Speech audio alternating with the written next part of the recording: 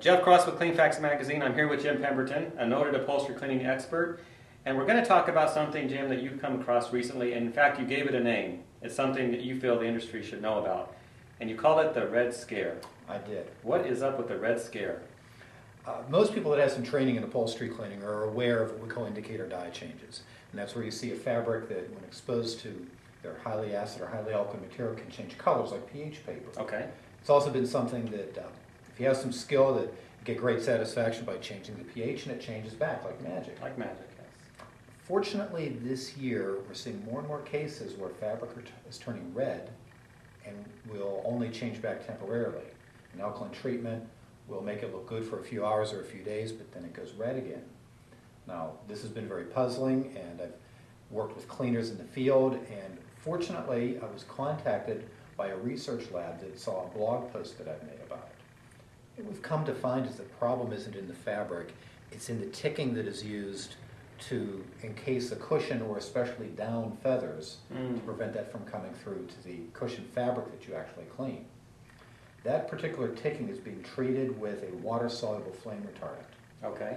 And this flame retardant is acidic in nature, and so if you clean it, even if you're not using an acid rinse, which at first we suspected was part of the problem, but even with an alkaline detergent, the moisture alone will cause this to react.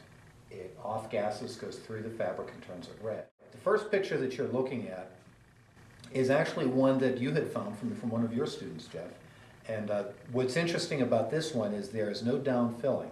Most of the problems we've seen has been ticking that's been used to hold feathers, but in this case the material was used to wrap this cushion, which is just a urethane foam. But after cleaning, you can see that this has turned red. We worked with the people, they did try various alkaline materials, but it still could not correct, and it would always go back to that red discoloration. Yeah, it's easy to see the problem there. It's too bad that can't be fixed. It is. Let me show you a second one where you can see the temporary fix. What's good about this picture is the stripes that you'll see that appear clear white with maybe a little bit of a greenish border around them is where an alkaline material was applied.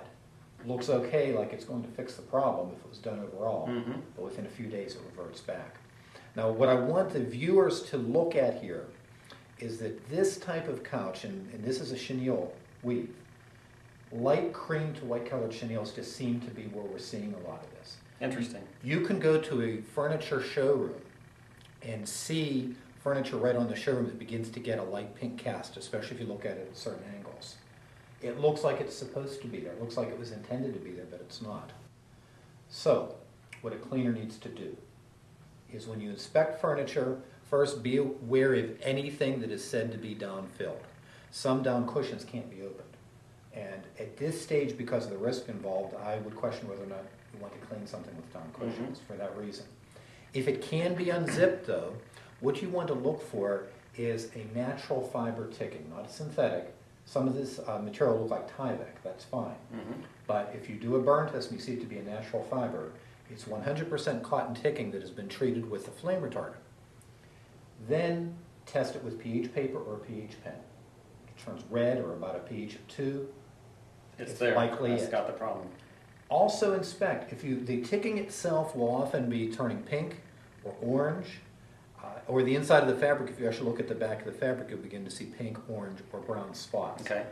All of that is a key to say, don't clean this material. So it's okay for cleaners to walk away. Don't inherit the problem. That's it.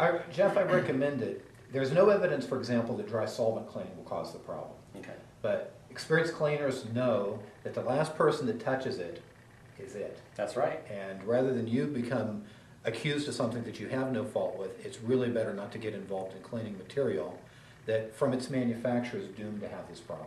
Okay. Good information, and I appreciate your time. And now our subscribers know what to watch for on some of these problem jobs. All right, stay in touch with us. Thank you. Thank you.